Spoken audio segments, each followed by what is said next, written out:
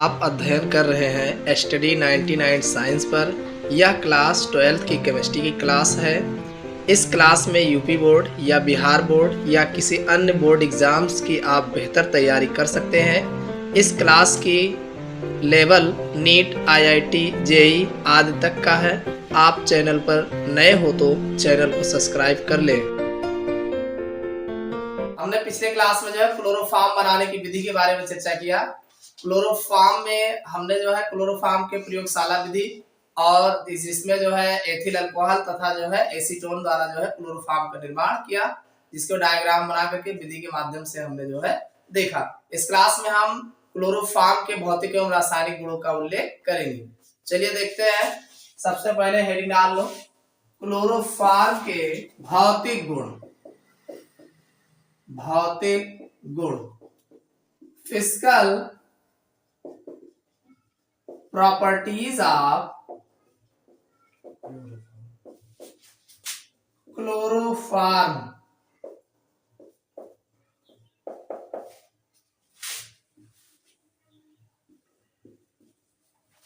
Physical properties of chloroform यानी chloroform के भौतिक गुण। तो भौतिक गुण में लिख लो, एक दो पॉइंट लिख लीजिए। पहला है तो क्लोरोफॉर्म रंगहीन ईथर जैसे विशिष्ट गंध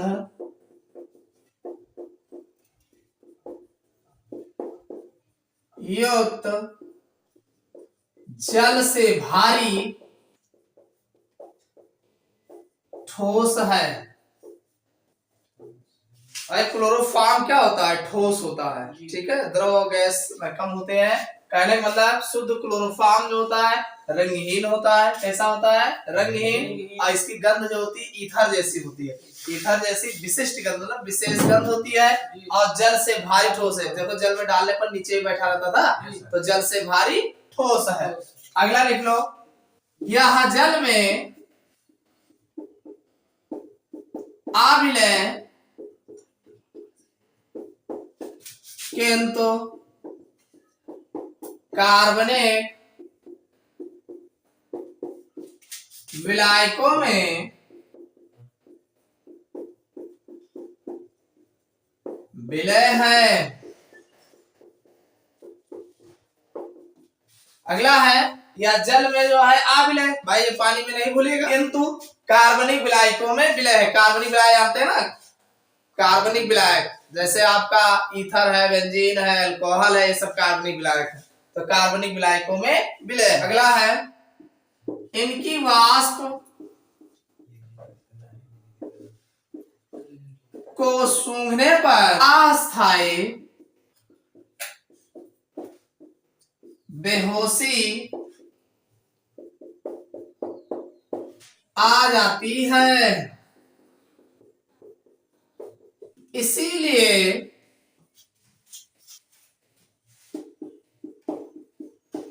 इसे निश्चेतक के रूप में प्रयुक्त किया जाता है। इतना समझ में आया? इसकी वाष्प को सूंघ, देखो जो क्लोरोफॉर्म होता है इसकी वाष्प को अगर सूंघोगे तो अस्थायी बेहोशी आ जाती है, यानी बेहोश हो जाओगे।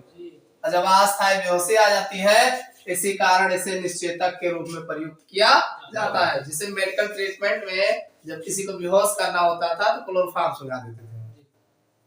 अब क्लोरोफॉर्म जब सुंघा देते थे बेहोश हो जाते थे, उसके बाद जो करना है कर लो उनका, ठीक है।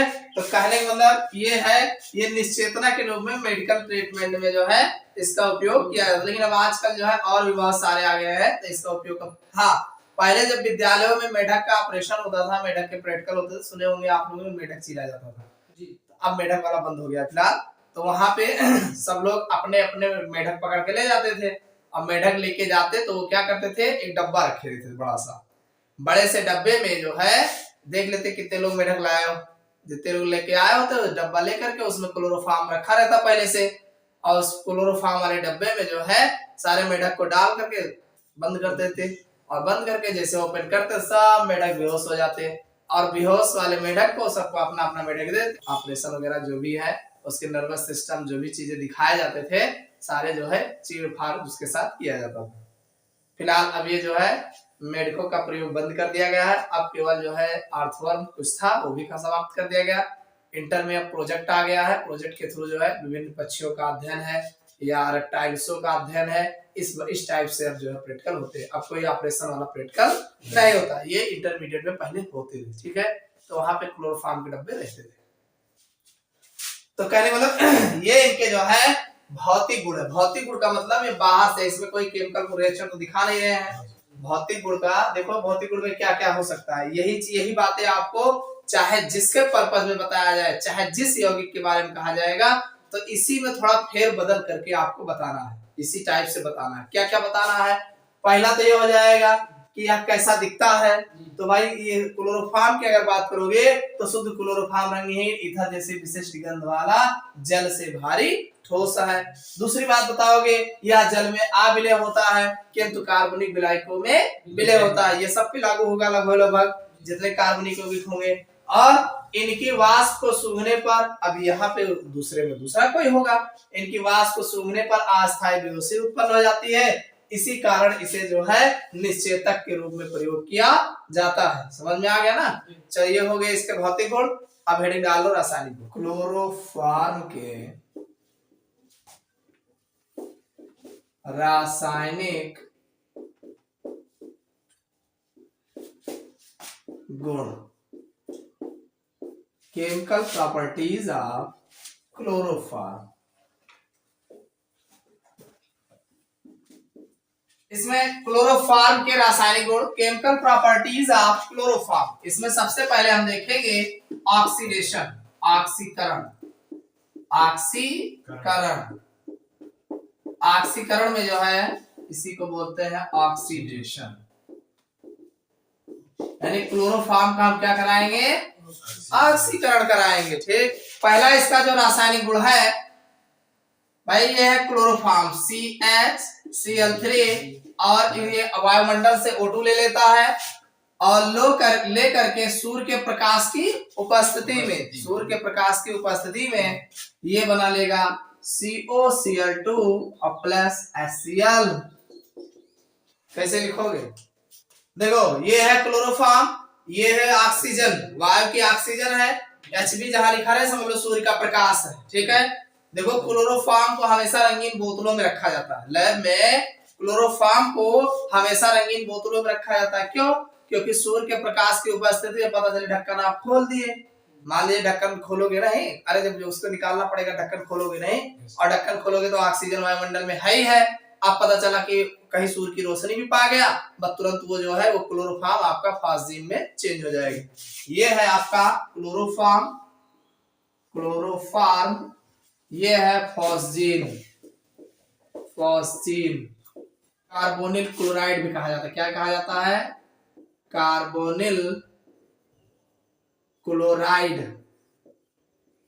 इसी को कार्बोनिल क्लोराइड भी कहते हैं। बाकी ये जो है हाइड्रोजन क्लोराइड है। ठीक, अथवा करके लिख लेना। देखो कैसे लिखोगे, जब हम क्लोरोफॉर्म को सूर्य के प्रकाश की उपस्थिति में वायुमंडलीय ऑक्सीजन के साथ क्रिया कराते हैं तो हमें फॉस्जीन प्राप्त होती है, जो कि यह एक विषैली गैस है। फॉस्जीन क्या है, एक विषैली गैस है। इसको ध्यान रखिएगा, बहुत इंपॉर्टेंट है, पूछा जाता है कि फॉस्जीन के बारे में, फॉस्जीन कैसी गैस है, फॉस्जीन विषैली गैस होती है। ठीक है, इसमें व्यक्ति जो है, तो इसीलिए हमने कहा लैब में जो क्लोरोफॉर्म रखा है, आप गलती करके ढक्कन खोल दिए और पता चला रंगीन बोतल में ना रहे तो सूर्य के प्रकाश से वो क्रिया कर जाएगा और वो आप तो जानोगे क्लोरोफॉर्म, लेकिन वो विषैला जो है फॉस्जीन में परिवर्तित हो जाता है। इसीलिए हमेशा इसको रंगीन बोतलों में रखा जाता है। समझ में आ गया। चलिए अगला लिख लो, क्लोरीनीकरण को हम क्लोरीनेशन कहते हैं। क्लोरीनेशन, क्लोरीनीकरण। देखो क्लोरीनीकरण भाई, देखो ऑक्सीकरण मींस ऑक्सीजन का योग होगा। अरे यही तो हो रहा है, क्लोरोफॉर्म में ऑक्सीजन लगा कि नहीं लगा, तो ये ऑक्सीकरण हुआ। अब क्लोरीनीकरण मतलब इसमें क्लोरीन लगेगा। क्या लगेगा? क्लोरीन। समझ गए कैसे लगाओगे क्लोरीन? अरे क्लोरोफॉर्म में क्लोरीन का क्लोरीनीकरण कराए हो ना, तो CCl4 नहीं बनेगा। देखो ये CHCl3 है क्लोरोफॉर्म, इसमें Cl2 की क्रिया कराओगे इन प्रेजेंस ऑफ Hb, सूर्य के प्रकाश की उपस्थिति में। एक हाइड्रोजन क्लोरीन के साथ Cl बना लेगा, यहाँ क्लोरीन में लग जाएगा, तो CCl4 प्लस HCl ये तो बनता है। और क्या बनता है? इसमें कोई नया थोड़ी बनेगा। और ये कौन है? ये कार्बन टेट्रा क्लोराइड। समझ में आ गए नहीं? और इनको जानते हो क्लोरीन है, क्लोरोफॉर्म है, तो कैसे लिखोगे? जब हम सूर्य के प्रकाश की उपस्थिति में क्लोरोफॉर्म का क्लोरीनीकरण कराते हैं तो हमें कार्बन टेट्रा क्लोराइड प्राप्त होता है।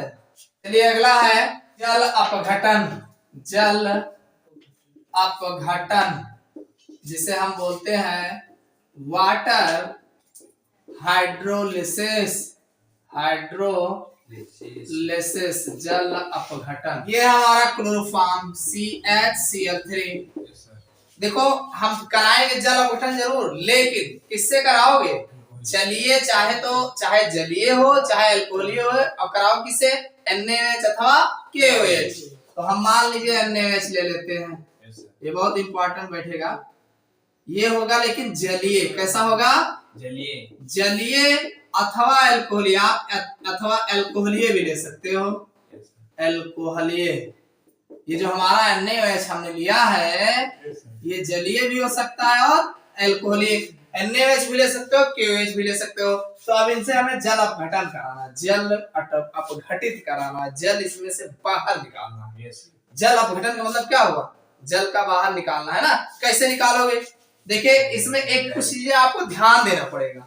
फॉर्मेट बनता है HCOO Na लिए हो ना, तो एक तो ये बनेगा, दूसरा जो है NaCl बनेगा, और तीसरा जो है H2O बनेगा। अब इसको बैलेंस करना पड़ेगा। बैलेंस का मतलब यहाँ पे 4 पार्ट के लिए जाएगा। कैसे कहोगे 4 लेंगे?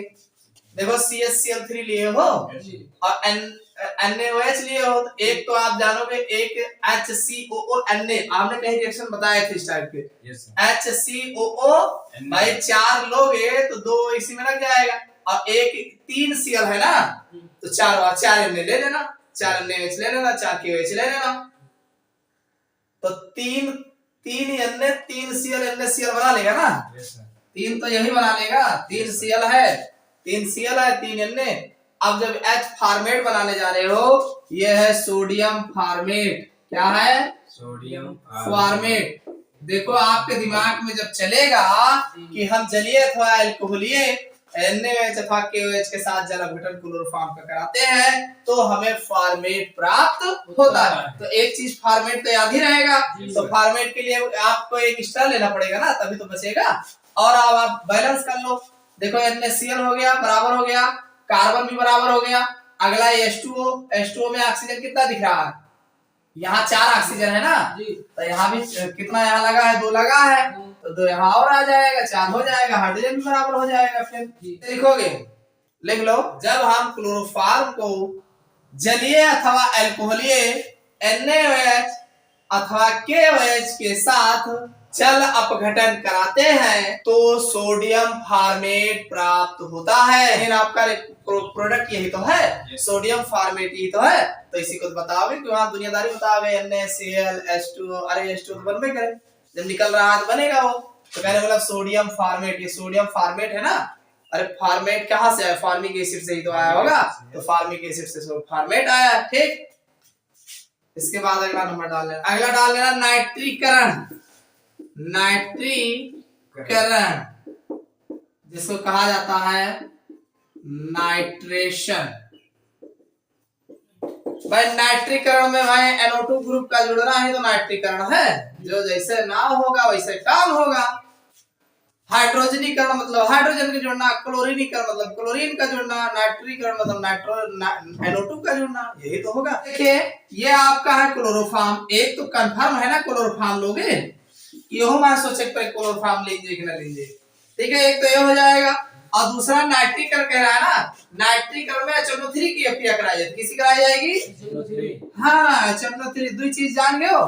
अब गम से 3 लगा दियो और इनका गर्म कर दियो, इतना तो कह लियो, अहमा तो कोनो फेर बदल नहीं करना है ना, तो बस ठीक है। देखो हो क्या सकता है, ध्यान समझो, एमा कुछ रटे की जरूरत नहीं ना।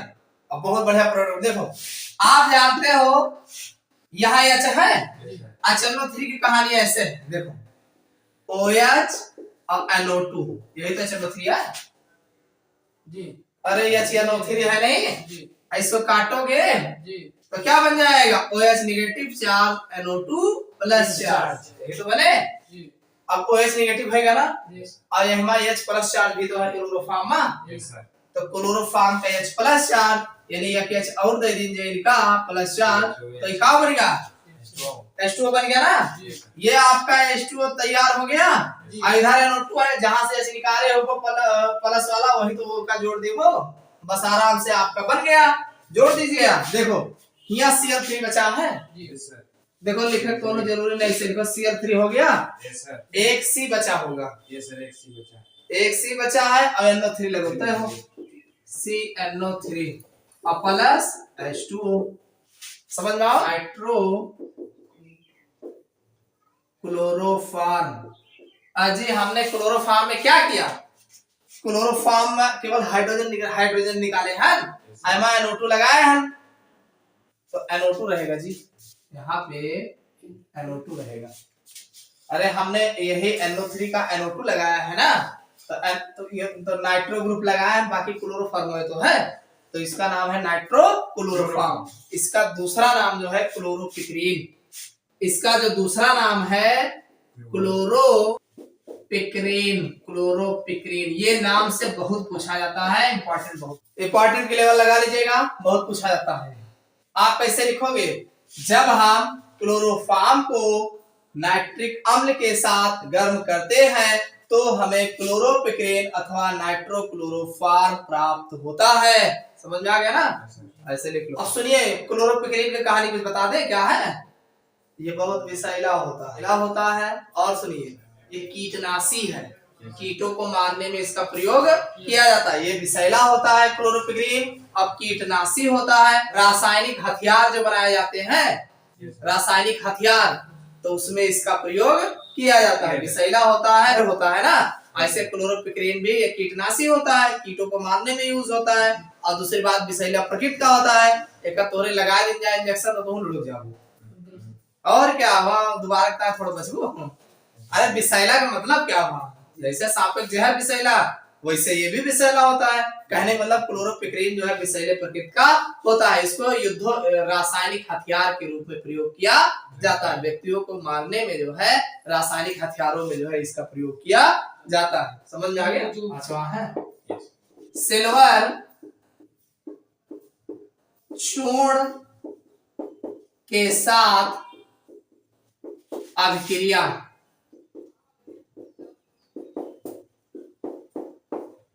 रिएक्शन में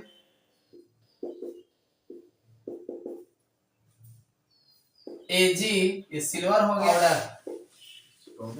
पाउडर सिल्वर चूर्ण, कितना आसान है, बहुत आसान रिएक्शन है। देखो ये है हमारा CHCl3 क्लोरोफॉर्म, इस पर डालोगे सिल्वर चूर्ण, ठीक है। इतना तो समझ में आया ना? कुछ नहीं करना है, 2 पार्ट के लिए इसको ले लेना है। कितना क्लोरीन होगा? 3 दूनी 6 होगा, 6 ले लो, 6 बस, कुछ भी नहीं करना है, इनके साथ गर्म कर देना।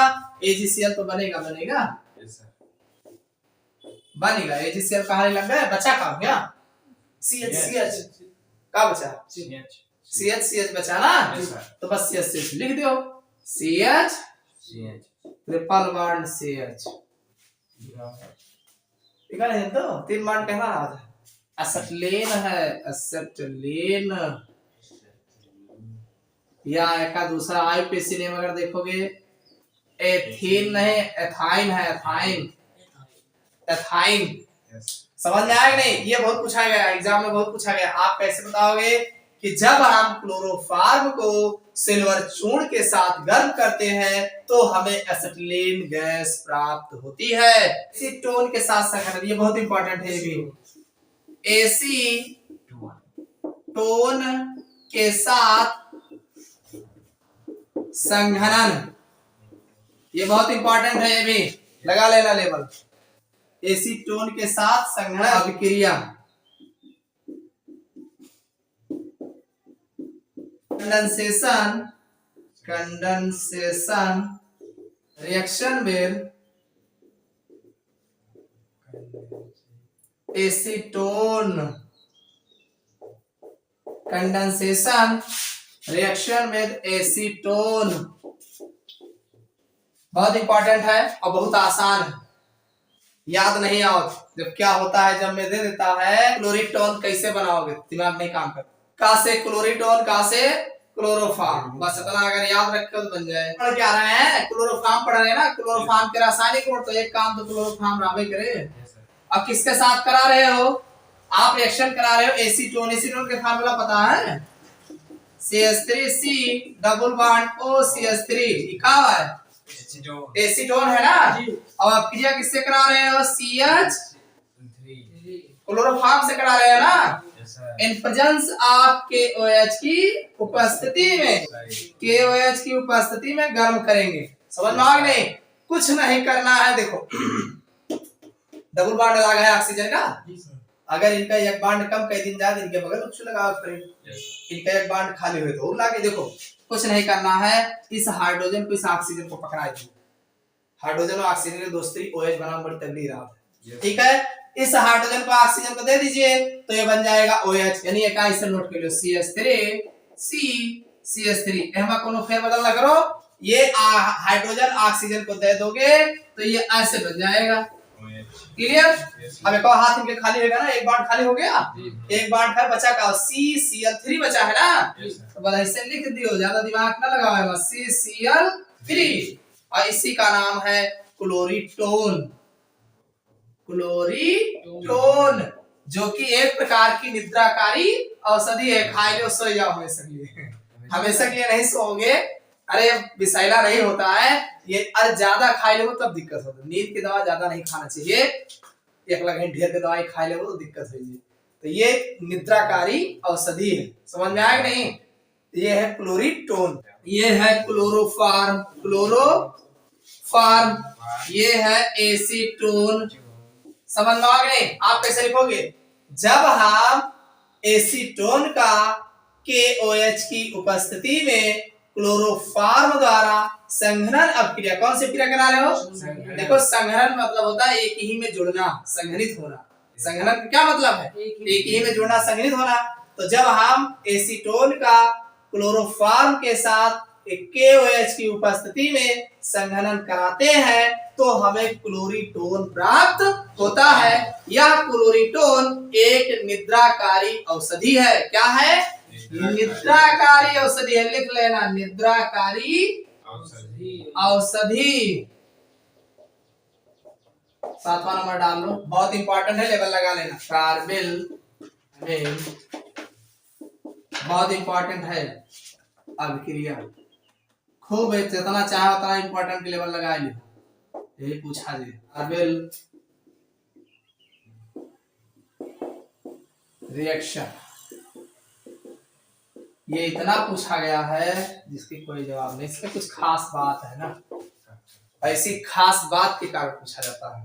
इसको याद कर लीजिएगा, ये बहुत जगह पढ़ाएंगे, एक जगह याद कर लेना, बस एक जगह याद कर लोगे, एग्जाम में आपको वही। प्राथमिक अमीनों का टेस्ट करने में जैसे प्राथमिक, द्वितीयक और तृतीयक तीनों अमीन रखा हुआ है, तो कैसे पता करोगे कि ये प्राथमिक अमीन है। तो प्राथमिक अमीन जो होगा वो जो है क्लोरोफॉर्म और NaOH अथवा KOH के साथ जब गर्म करोगे तो हमें जो है कार्बिल अमीन परीक्षण देता है। कैसे कैसे पता कर वो कार्बिल अमीन है, बहुत तीक्ष्ण दुर्गंध आती है, जैसे मिलोगो अगर प्राथमिक अमीन है, जैसे कुत्ता उत्ता वाला रात है तो गंधात ही खूब किरसड़ जात, तो ऐसे ही वो खूब गंधात है, तो खूब गंधात जान ले प्राथमिक अमीन रहा। समझ में आ गया कि नहीं। तो इसको देखो कैसे कराते हैं, देखो कार्बिल एमीन, एमीन है ना, एमिनो ग्रुप होगा। अब जैसे आप मान लीजिए ये एरोमेटिक एमीन है C6H5NH2, ये इसका नाम है एमीन, जिसको कहते हैं फेनिल एमीन, जिसको आप फेनिल, फेनिल ग्रुप C6H5 को फेनिल बोला जाता है और NH2 ग्रुप फेनिल एमीन है। ठीक, इस पर आप जो है एक तो CHCl3 ले लोगे, क्लोरोफॉर्म लोगे, और दूसरा जो है NaOH अथवा KOH ले लोगे। अब देखो दिमाग हम आपको बता रहे हैं, क्या दिमाग का है, बैलेंस कैसे करोगे। देखो C6H5NH2 लिए हो प्लस CHCl3 लिए हो, कई Cl है, 3 है ना, तब K और Cl बना था कि ना, तब KCl हमें बनबे करे ना, तो 3 ही लीजिए। समझ में आएगा कि नहीं? और सुनिए एनिल आइसोसाइनाइड बनेगा। देखो ये ना है, यहाँ है C, इधर है N, इधर है C, तो NC बनेगा। क्या बनेगा? NC। हाँ, ये बनेगा C6H5NC और प्लस क्या बचा, KCl बताया रहे निकलेगी ना, तो KCl निकाल दे इनका। और क्या बच रहा है, देखो 3 OH है, क्या 3 और 2 हाइड्रोजन इधर है, हाइड्रोजन है, 3 H है।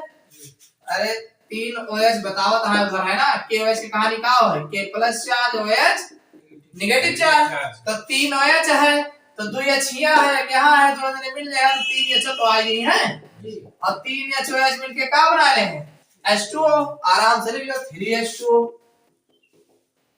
समझ में आ गया कि नहीं? इसका नाम है फेनिल आइसोसाइनाइड।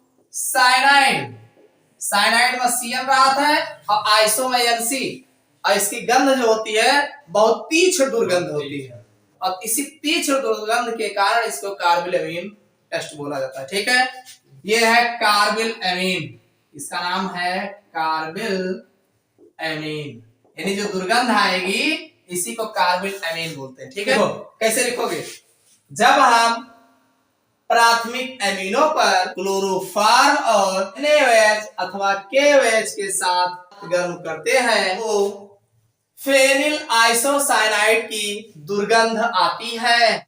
यह क्रिया कार्बिल एमीन अभिक्रिया कहलाती है। समझ में आया नहीं? आपको क्या कहना है कि जब हम देखो प्राथमिक एमीन कहे है ना प्राथमिक एमीन कहे पाओ, ऐसे कहा कि जब हम फेनिल एमीन पर क्लोरोफॉर्म तथा अल्कोहलिक KOH अथवा NaOH के साथ गर्म करते हैं तो हमें कौन आई, फेनिल है ना, तो फेनिल आइसोसाइनाइड की दुर्गंध आती है, जिसे हम कार्बिल एमीन अभिक्रिया कहते हैं। यदि जिसमें ये दुर्गंध आ जाएगी उसे हम कार्बिल एमीन अभिक्रिया कहते हैं। समझ में आ गया ना? इसको बैलेंस करना भी बताते हैं, समझ में आ गया होगा। भाई C6H5NH2 है, तो ये KH मिलाए के और OH मिलाए के H2 बना रहे हैं। अब KCl के दोस्ती जलवे करो कितनी तगड़ी हुआ है। पूरे रिएक्शन में अगर कोई जगह है कहूं K लिखा हुआ है कहूं Cl लिखा हुआ है, तो जान लो बक्सी है ना, KCl जरूर बनाई है, चाहे कम ही बना हुआ है, लेकिन बने जरूर। ये 100% है कि K और Cl जरूर बनाई है, Na वही है कहूं Cl वही है, तो दौड़ के जो है NaCl मिलाए बनाए रहे, बाद में जाकर उनको तोड़ दियो, यानी बनेगा जरूर। तो ऐसे है। अब यहाँ पे ध्यान रखना NC आज दुर्गंध जो होत NC में होत, Cl बनाए होते नहीं, अगर यही सिखा दो Cl बना था गड़बड़ाए जे, Cl वजह बाजो गड़बड़ाए जे, NC बना। ठीक है, यही दुर्गंध 8वां। ये भी बहुत इंपॉर्टेंट है, लेवल लगा लेना। राइमर टीमन अभिक्रिया बहुत इंपॉर्टेंट है, इस पर जो है लेवल लगा लेना ठीक से। टीमन रिएक्शन,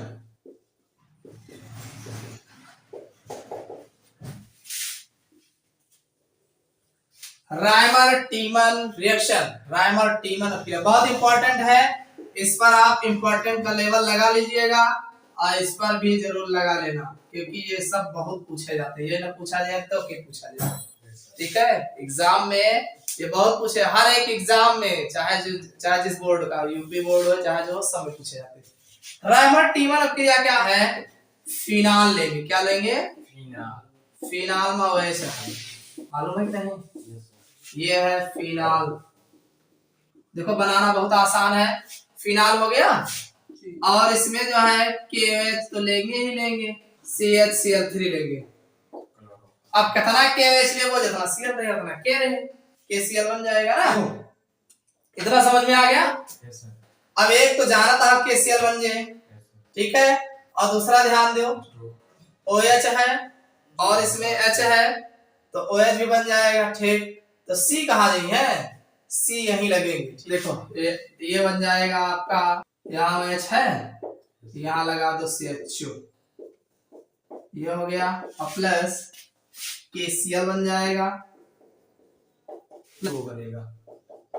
देखो बैलेंस देखो देखो 3 Cl निकल गया, KCl बनाए के तो पूरा संख्या नहीं है ना। अब देखो आपका OH कितना है, 3 है भाई, 3 OH है ना, ये 3 जगह OH है, तो एक तो ये H2O बनेगा, ठीक है भाई, 3 जगह रहा, एक H2O बनेगा, और एक अगर हम देखा जाए तो एक HCl वाला निकाल लियो, तो एक HCl वाला निकाल ले तो 2 H2O बनेगा, और एक वो भी बचा है, एक वो भी आपका बचा है, तो 2 H2O होगा भाई, 2 H2O हमने लिख दिया। देखो क्या क्या बचा है, एक C बचा है, एक H बचा है, और जहां लागे हो तो एक H बाय नहीं पता। देखो कैसे है, ये आपका फिनाल, इसका फार्मूला अगर देखोगे C ऐसे बनेगा, समझ लो, बार बार जरूरत पड़ेगा, इसका स्ट्रक्चर ऐसे होता है, ऐसे गौर से चेक कर लो, कार्बन की वैलेंसी 4 होती है, 2 3 4, अरे नोक लगे चाहे सब पे एक ही हाइड्रोजन, 1 2 4 भेजे, देखो सब पे बॉन्ड बैलेंस है ना। अब क्या होगा, जब तू एहमा जोड़े वो C और O लेके CO लेके तो यह तो रही है, तो ये हो है CHO, ग्रुप कौन सा बन जाएगा, CHO। तो एक आपका ये है, इसका क्या नाम है, ortho hydroxy benzaldehyde, ortho hydroxy benzaldehyde, ये बन जाएगा। इसको कैसे लिखोगे, जब हम फिनाल की अभिक्रिया पोटेशियम हाइड्रोक्साइड तथा क्लोरोफॉर्म के साथ जो है कराते हैं तो हमें आर्थो हाइड्रोक्सी बेंजल डिहाइड प्राप्त होता है, जिसे हम राइमर टीमन अभिक्रिया कहते हैं। डिहाइड सैलिसिल डिहाइड, ये भी बहुत पूछा जाता है, सैलिसिल डिहाइड, इसका नाम है सैलिसिल डिहाइड, बहुत इंपॉर्टेंट है, इसको आप ध्यान रखिएगा। जब हम फिनाल की क्रिया क्लोरोफॉर्म तथा पोटेशियम हाइड्रोक्साइड के साथ कराते हैं तो हमें सैलिसिल डिहाइड प्राप्त होता है, जिसे हम राइमर टीमन अभिक्रिया कहते हैं। ये बहुत पूछा जाता है, ठीक है, डाल लो। क्लोरोफॉर्म के उपयोग, क्लोरोफॉर्म के उपयोग खत्म हो जाएगी। के उपयोग, पहला उपयोग है प्रयोगशाला में अभिकर्मक, प्रयोगशाला में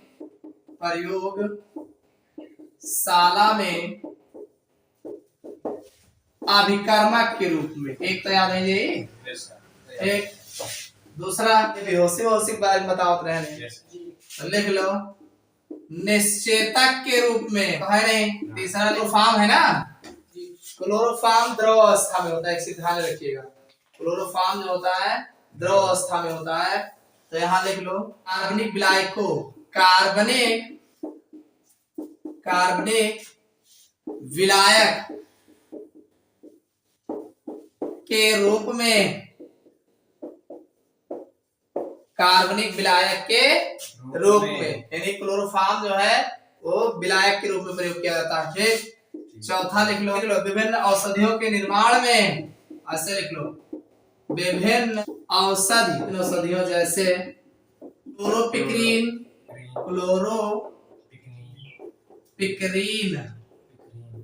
और क्या बना रहे हो, क्लोरीटोन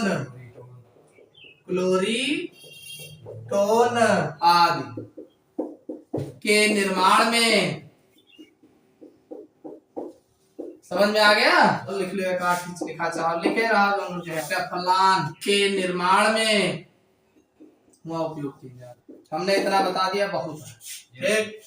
एमा से कुछ याद के लियो 2 3 थोड़े उपयोग पूछ लीजिए आप। अरे बेहोशी तो भूलबे नहीं करबो औषधि के रूप में एक निद्राकारी औषधि है बन जात है एका ना भूलबो प्रयोगशाला में कर्म के रूप में यूज कीजिए ओके बाद टकलान के निर्माण में